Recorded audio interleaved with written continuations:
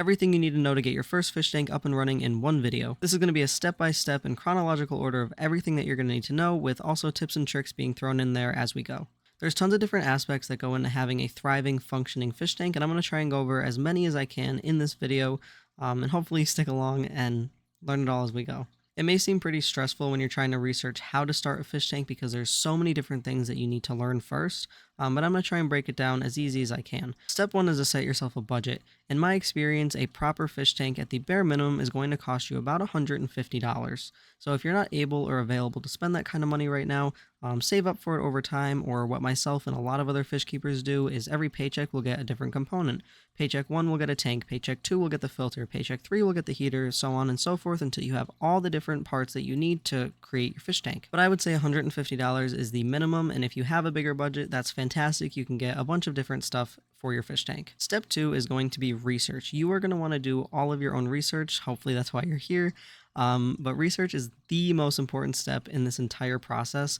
I'm active in a lot of groups online, like Reddit groups and TikTok and stuff, and when I see a bad tank or something bad happen to somebody's tank, the most common denominator I see is, oh, well, the fish store employee told me this was okay. So I would say do all your own research. Try not to listen too much to the pet store employees, especially the big chain stores. Not saying that they don't know what they're doing, but most of them are there because they need a job and not because they're hobbyists. So definitely do all of your own research. And anything you think of, just give it a quick Google search. Look some videos up on YouTube. There's tons of helpful channels out there. Aquarium Co-op is definitely the top channel for fish information, so definitely go over there and check them out. But learn as much as you can before you actually buy the fish tank and the fish. So step 3 is all the materials and the equipment you're going to need. This is a list of the basic and bare minimum equipment that you need to get your fish tank going. I'm going to tell you what you need, why each of them are important, and brands that I recommend. I can tell you 35,000 things that you need, but I feel like I don't really get the point across until I tell you why you need them. I'm also not sponsored by anything. These are just things that I use in my personal tanks and what's worked for me over the years, and brands that haven't worked for me over the years. So the full list of everything you're going to need is a tank, a stand, a filter, a heater, a lid, a light, some sort of gravel, and an API master freshwater test kit. So obviously you're going to need a fish tank. If you've never kept a fish before, I highly recommend a 10-gallon to a 40-gallon tank. If you get anything less than a 10-gallon tank, you are setting yourself up for failure, just because smaller tanks obviously have a smaller water volume and leave you way less room for mistakes, and the nitrogen cycle isn't very stable in smaller tanks. And I'll also go into what the nitrogen cycle is after this because it's super important, but 10 to 40 gallons is a good range to start if you've never kept fish before. The way I like to visualize it is if you have a cup of water and a 5-gallon bucket full of water, and you drop a drop of food coloring into each. Obviously the cup is going to turn that color, but the 5-gallon bucket is going to be almost unaffected. So that's what I like to visualize your room for mistakes. So basically just larger water volume, the more room you have to work. And any brand is fine. In stores, you're most likely going to find Topfin, Marineland, and Aqueon, and all of those are completely fine for a 10-gallon tank. Some tips for picking out a tank is inspect the silicone, make sure there's no breaks in the silicone, it doesn't look funny. Look at the glass, make sure there's no cracks, chips, or breaks, because even the smallest chip in aquarium glass can mean the difference between 10 gallons of water on your floor and not 10 gallons of water on your floor. And if you're thinking about buying a secondhand tank, personally, I don't buy secondhand tanks because a new fish tank is always cheaper than water damage. The next piece of equipment you're going to need is a stand. I highly recommend buying a stand for your first tank, or you can make a stand. That's completely fine. There's tons of good tutorials out there. If you have a hefty kitchen countertop or a good sized dresser that's made out of real and quality wood, that's also an option. But avoid bookshelves, avoid anything that isn't very sturdy, because water is very heavy. It weighs 8.34 pounds per gallon, and a 10-gallon tank with just water in it is going to weigh about 85 pounds. So make sure you have a proper stand for your fish tank to sit on. It has to be completely flat, completely level, and able to support all 4 sides of a fish tank. Now the next piece of equipment is a filter. Filters are super important. They filter waste out of your water, they keep the waste out of the water, and it also provides a place for beneficial bacteria to live, which I will go into later. But just know that beneficial bacteria is the key component to having a healthy fish tank. It's what keeps it running. Now there's tons of different kinds of filters. There's sponge filters, hang on the back filters, canister filters, there's internal filters. You can run a sump if you're daring enough. But personally, my recommendation, if you've never kept a fish tank before, is a hang on the back filter. It is what it says. Half of the filter hangs out the back, and then the output and the intake is inside the fish tank. Now, if you're opting for a hang on the back filter, Avoid cartridge filter systems. They're a waste of money, and every time you change your filter, you're getting rid of beneficial bacteria, which makes your tank way more susceptible to cycle crashes, which can kill your fish. So, my personal recommendation is Aqua Clear filters. It's a hang on the back filter that is fully customizable. You can put whatever you want in it, and you can also take apart the entire thing. That is very important because there's a couple different components to hang on the back filters. There's the intake tubes, there's the motor, there's the impeller, and there's the basket. Um, a lot of filters, commonly what happens, like what will break, is the impeller. And this doesn't happen all the time. It's only happened to be maybe once or twice. But with the AquaClear filters, you can replace any part you want. With a lot of the other filters that you're going to find, they're completely sealed off and you can't access any of the mechanisms inside, forcing you to buy a new one when one breaks. So personally, I use AquaClear filters. I just think they are the best option when it comes to hang on the back filters. Now, the next piece of equipment you're going to need is a heater. Heaters are also super important for keeping your fish and your beneficial bacteria at the correct temperature. Most fish that you're going to find and start out with are going to be tropical fish. Now, this doesn't mean that they're like super exotic fish or anything. It just means that their temperature requirements are about 76 degrees to 84 degrees, fish depending, because, all fish are different. But you're going to want to get a heater that you can adjust and one that's the correct size for your tank. It's easy to pick out a heater for your tank. Usually on the box, the sizes are listed, but if you're getting a 10-gallon tank, you're going to want a 50-watt heater. My personal recommendation is Fluval heaters. I use them in all of my tanks. I use the M series heaters, and I also run a heater controller on my tanks as well. When you're looking for a heater, you want to get one that you can adjust. You want to stay away from the preset heaters, and heaters can seem a bit expensive, but you really don't want to skimp out on the price because heaters can be a danger to your fish if something goes wrong. And that's where the heater controllers come into. They are exactly what they sound like they are. They're used a lot in like brewing and when people have like big freezers or refrigerators or something along those lines. But you plug your heater into the controller and you preset the controller to the temperature you want, and God forbid, if your heater malfunctions, the controller will automatically turn off the heater, saving your fish from potentially being boiled alive, which unfortunately has happened to me, and that's why I use heater controllers. It hasn't happened to me with fluval heaters, only top fin heaters. But anyways, I suggest fluval heaters. I just think that they are the highest quality you can find in store. Now, the next piece of equipment you're going to need is gravel or sand or some sort of substrate. Now, there's two types of aquarium substrate. There's inert substrate and there's live substrate. What that means is inert substrates will not affect your water chemistry whatsoever, so things like sands and gravel that won't change your water parameters. And then there's live substrates, which is aqua soil, or sometimes people just use gardening soil, but it's a very specific kind. Those do change the parameters of your water, but they provide nutrients for plants to use, and they help plants thrive, but they do affect your water parameters, so I don't recommend starting out with an aqua soil because they are a lot to maintain, and you're already trying to figure out how to keep fish in fish tanks. You don't want ever-changing parameters also fighting against you, so definitely get an inert substrate like sand or gravel. Either is fine, it's personal preference. I personally use sand in my tanks, but either is fine. And I don't really have any brands that I recommend, just whatever's in your local pet store. Now, the next piece of equipment is a lid. You can find a lid anywhere. They're usually at the pet stores or on Amazon. Just get the right size. Or you can use this stuff called egg crate, which I use on my tanks. It's basically just a plastic grid, and it allows for airflow, but it's also small enough that fish can't jump out of it. And I just use them because I have floating plants, and floating plants like air, but it's fine. You can cut them to size, or you can just get a normal glass lid. And the next piece of equipment is a light. Now, you need a light for a day and nighttime cycle because fish don't have eyelids. They can't close their eyes like you and I can. So whenever there's light, they're going to be active, and you don't want them to be active 24 hours a day. So you want to get a light, and honestly, if you're not running high-tech plants, you can just use a desk lamp if you really wanted to, or you can go as far as to get fancy plant lights. There's a whole range of different lights. Personally, I use Hygger or Hygger lights, Hygger. They're the best bang for your buck, and they can grow your plants. They have built-in timers. You can change the colors, anything you really want. And I use Aquarium Co-op plant lights. Those are super high quality. They are a bit pricey in my opinion, but they're definitely worth it. So yeah, you need a light. And the last and final and probably the most important piece of equipment you're going to need is an API Master Freshwater Test Kit. This is how you're going to test your water parameters to know if it's safe for fish. And The reason I say this is the most important is because you need a nitrogen cycle, which we'll talk about. But an API Master Freshwater Test Kit is a liquid test kit. Now, I would stay far away from testing strips. I've used different brands, different kinds. They are not as accurate as an API Master Freshwater Test Kit, and it is definitely worth the investment to get one of these. I probably use mine 2 to 3 times a week on my tanks, just to know where I'm at and make sure everything is good.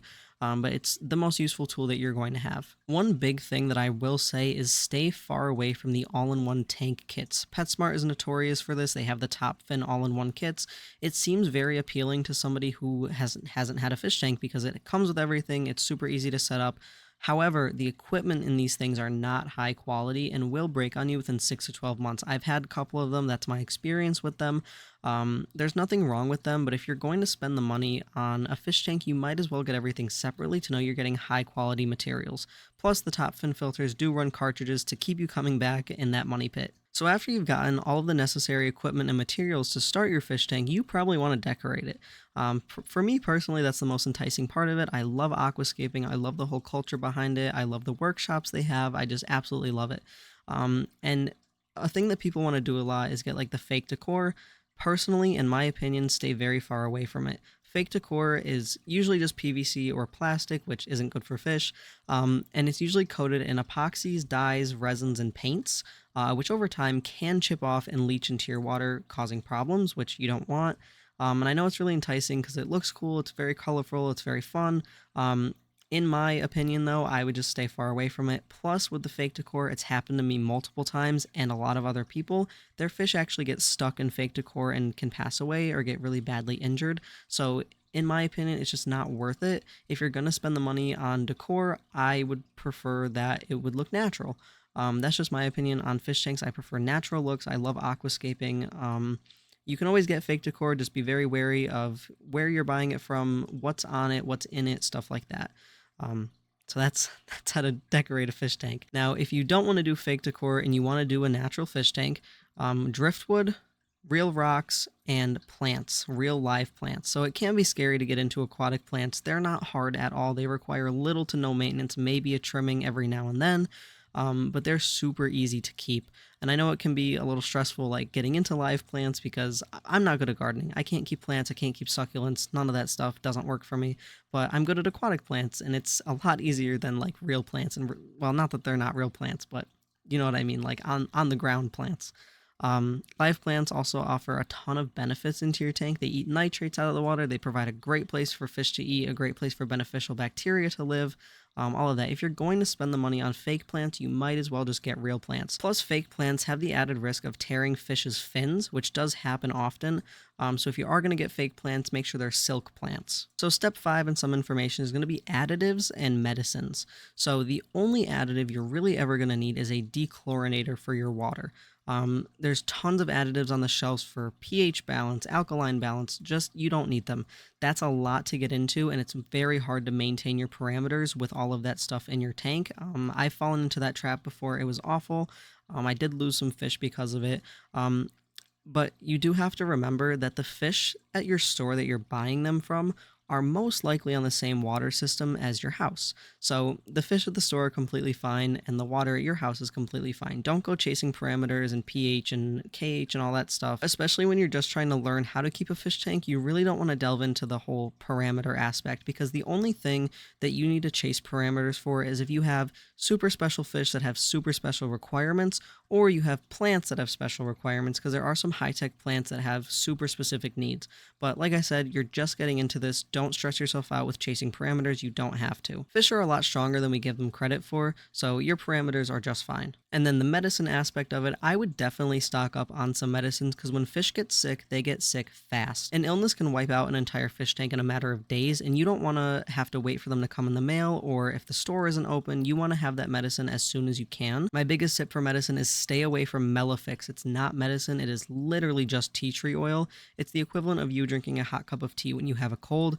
Yeah, it's going to help a little bit, but it's not going to cure anything. You need real antibiotics, real antifungals, stuff like that. So Maricin is a good one. API General Cure is a good one. Canaplex is good. Methylene Blue is always good to have on hand, and aquarium salt is good to have on hand.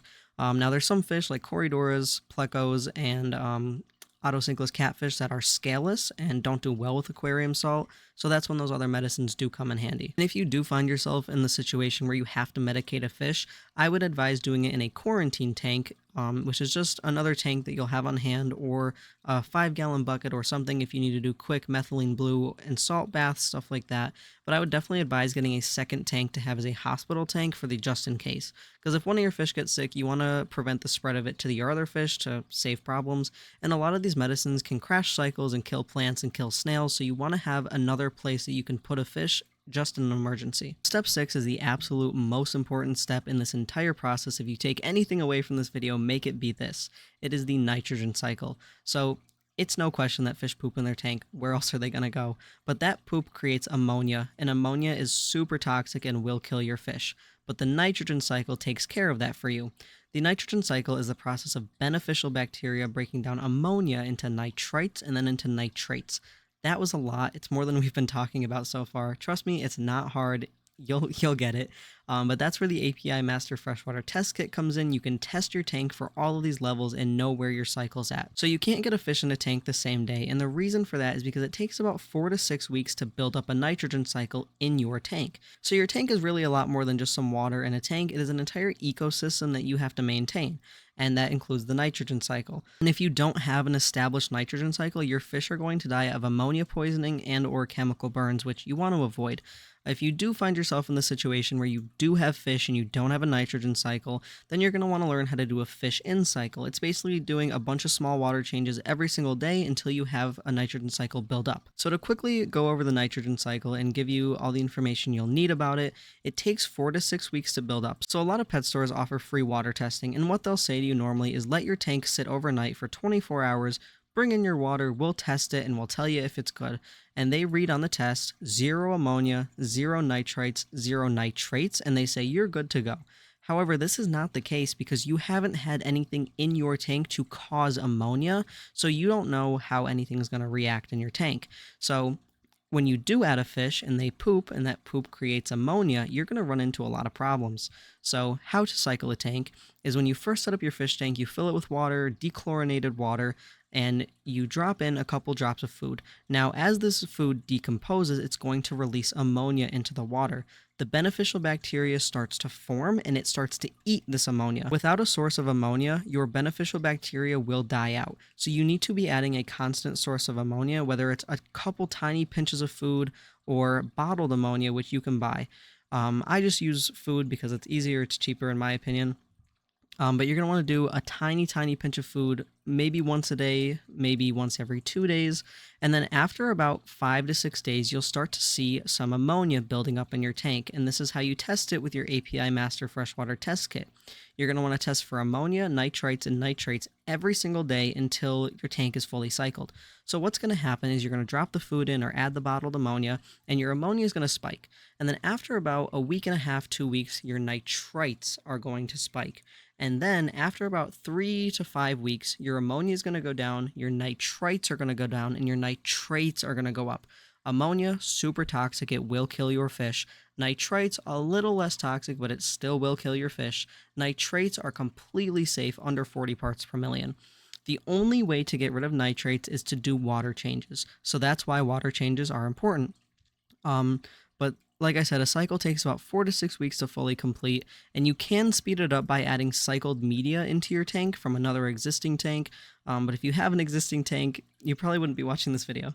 So that's the point I'm trying to make, is that it takes about 4 to 6 weeks for your tank to be completely safe for fish. So keep that in mind when you're setting up a tank. I know it seems like a long time, but trust me, it is in the best interest of you and your fish to have a stabilized nitrogen cycle before you buy them. Because I know the feeling of setting up a tank and you just want fish right now and you're really eager to do it, but just trust me, just wait. Instant gratification and fish keeping are polar opposites, and the more you try to control in your fish tank, the more things are going to go wrong. It really is an ecosystem that you are kind of controlling, but the more you try and change things and make them how you want them, in my opinion, the more problems you're going to run into. So kind of just let your tank take its course. So step 7, after you've gotten your tank all set up, you have all your decorations, your cycle is stabilized, you're ready for fish. This is where the research step really comes into play.